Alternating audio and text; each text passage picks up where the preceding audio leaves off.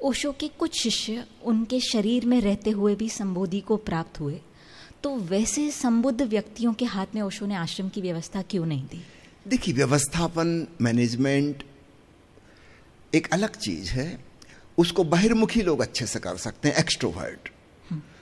ध्यानी जो है, जो बुद्धत्व के शिखर तक पहुंच गया, वो तो पहले से ही काफी इंट्रोवर्ट है, वो तो अंतर्मुखी है, तभी तो वो अपनी चेतना के शिखर तक पहुंच पाया।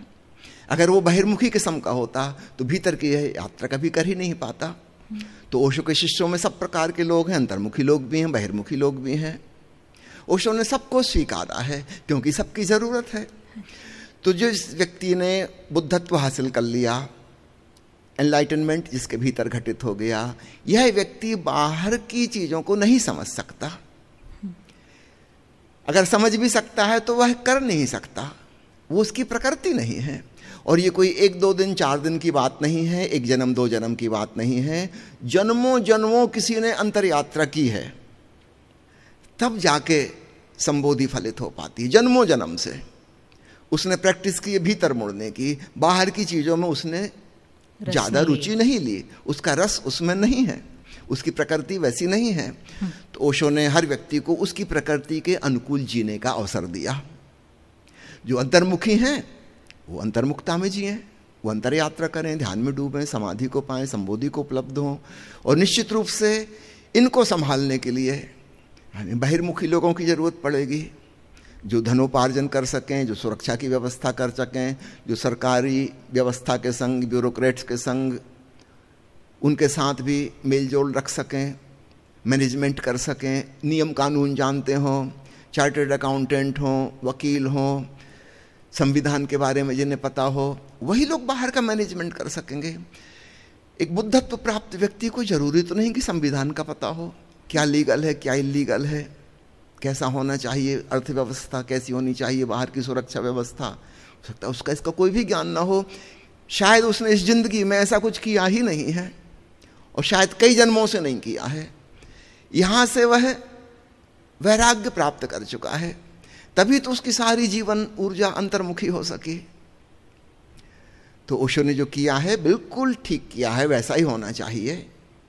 जो अंतर्मुखी हैं उन्हें अंतर्मुखी होने का अवसर मिल जाए, जो ध्यान की यात्रा पर हैं वो अपनी यात्रा पर चल सकें, और इसके लिए कंप्लीमेंट्री लोग चाहिए जो बाहर की व्यवस्था को संभाल सकें। ये कंप्लीमेंट्री वाली बात को 1-2 उदाहरण से और देता हूं। केवल आश्रम का मैनेजमेंट ही नहीं, समझो रामकृष्ण परमहंस थे, गांव के ग्रामीण व्यक्ति थे, पढ़े लिखे नहीं थे, उन्हें अच्छी भाषा नहीं आती, अच्छी अभिव्यक्ति नहीं आती, जान तो लिया परमात्मा को, लेकिन दूसरों को जना नहीं सकते, क्योंकि वो जो एक्सप्रेशन है, भाषा है, संबंध तो उसके द्वारा स्थापित होगा, दूसरों को सिखाएंगे तो बोलकर। हाँ, कुछ लोग होंगे बड़े सेंसिटिव, संवेदनशील, जो रामकृष्ण की जीवन को देख के समझ जाएंगे और सीख लेंगे, लेकिन ऐसे लोगों की गिनती तो करोड़ों में एक है, बहुत कम है। ये सीधा सरल ग्रामीण व्यक्ति को एक कंप्लीमेंट्री की जरूरत है, जिसके पास अभिव्यक्ति की क्षमता अच्छी हो, जो कुशल हो, तार्किक हो, तर्कबद्ध तरीके से अपनी बात कह सके। स्वामी विवेकानंद ने वह काम किया। याद रखना, स्वामी विवेकानंद अंतर्मुखी प्रवृत्ति के नहीं है, है ना। उनको ध्यान में एक बार छोटी सी झलक मिली, फिर दोबारा वह नहीं मिली, और रामकृष्ण परमहंस ने कहा कि मैं ये ध्यान की चाबी जो तुम्हें मिली थी उसको मैं वापस रख लेता हूं, और मृत्यु के केवल 3 दिन पहले तुमको वापस लौटाऊंगा। विवेकानंद हैरान हुए कि एक छोटी सी झलक मिली थी मुझे, और ये कह रहे हैं कि अब दोबारा वो नहीं होगी, मरने के 3 दिन पहले ही होगी बस। उन्होंने पूछा, ऐसा क्यों परमहंस देव? परमहंस देव ने कहा, तुम्हें दूसरा कुछ महत्वपूर्ण काम करना है। यदि तुम अभी ध्यान में डूबने लगे तो फिर वो वाला काम नहीं हो पाएगा। तुमको एक्सपीरियंस तो हो जाएगा, एक्सप्रेशन रह जाएगा, अनुभूति हो जाएगी, अभिव्यक्ति नहीं हो पाएगी। तो तुमसे कुछ और महत्वपूर्ण काम लेना है। ध्यान समाधि परमात्मा ये कहीं जा थोड़ी रहा है, वो मरने के 3 दिन पहले तुम्हें मिल जाएगा, इसका मैं आश्वासन देता हूं। फिलहाल तुम दूसरा काम करो, जो झलक तुमने पाई है अब इसको बांटो, इसको शेयर करो, लोगों को बताओ, ताकि और हजारों हजारों लोग ध्यान की यात्रा पर, भक्ति की यात्रा पर चल सकें। और विवेकानंद ने वह उत्तरदायित्व स्वीकार किया। तो विवेकानंद कंप्लीमेंट्री हैं, और कंप्लीमेंट्री हमेशा अपोजिट प्रवृत्ति का होगा। अब यहीं से खतरे भी शुरू होते हैं, है ना, क्योंकि वो बहिर्मुखी व्यक्तित्व है उनका, लोगों से मिलना जुलना, बातचीत करना, बाहर की व्यवस्था जुटाना।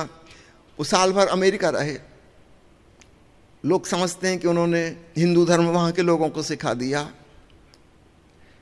मुझे तो ऐसा लगता है कि वहां से वो ईसाई धर्म की जो मिशनरी वाली प्रणाली थी उसको सीख के आ गए, और यहां आकर उन्होंने अपने गुरुदेव रामकृष्ण के नाम पर वही मिशनरी सिस्टम खड़ा कर दिया। याद रखना, वो सिस्टम खड़ा कर सकते हैं, उनको मैनेजमेंट आता है, वो संस्था संगठन बना सकते हैं, कैसे उसको चलाना, कैसे उसकी ब्रांचेस फैलानी, ये तरकीब उनको आती है, और वो उन्होंने किया।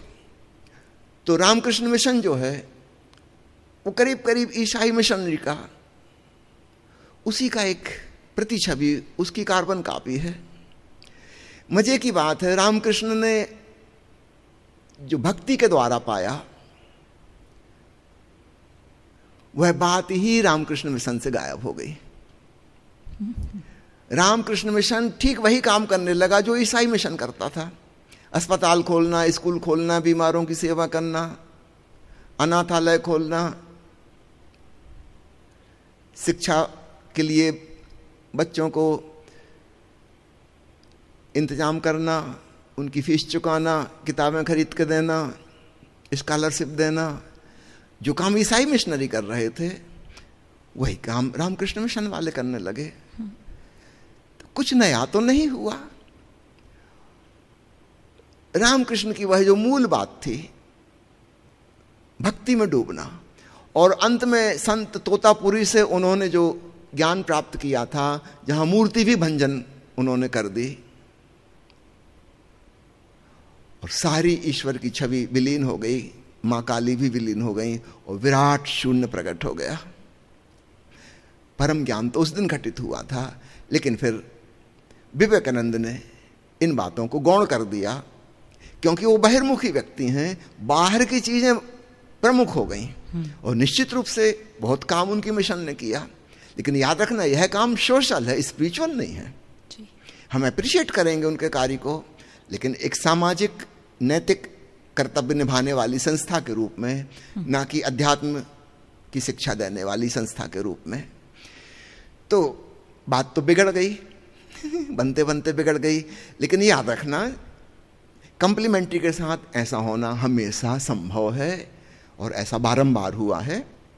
ये कहानी सदा से हो रही है। अगर मैं उदाहरण देने बैठूं तो हजारों साल के, हजारों बुद्ध पुरुषों की कहानी कह सकता हूं, लेकिन संक्षेप में आपको बात समझ में आ गई कि जो विपरीत है हमसे, वो हमारा कंप्लीमेंट्री होगा। जो काम हम नहीं कर सकते वो कर सकता है, और इसलिए वो जो कर सकता है वो हम नहीं कर सकते। तो जो व्यक्ति बुद्धत्व को प्राप्त हो गया है, उसके कंप्लीमेंट्री लोग होंगे, है ना, उन्हीं के हाथ में मैनेजमेंट जाना चाहिए। वही ठीक से संभाल पाएंगे अथवा गड़बड़ कर पाएंगे, दोनों चीजें कर सकेंगे, है ना। ठीक भी वही कर सकते हैं, गड़बड़ भी वही कर सकते हैं। जो बुद्धत्व को प्राप्त, वो तो कुछ नहीं कर पाएगा, ना वो ठीक कर पाएगा ना गलत कर पाएगा। उसकी कर्म में रुचि ही नहीं रही, वो अकर्ता भाव में है। सहज रूप से कोई कर्म हो जाता है तो हो जाता है, कोई योजना बना के, प्लान बना के, टारगेट करके वो कुछ करने वाला नहीं, ऐसा उससे कुछ होगा नहीं। तो इस बात को समझिए।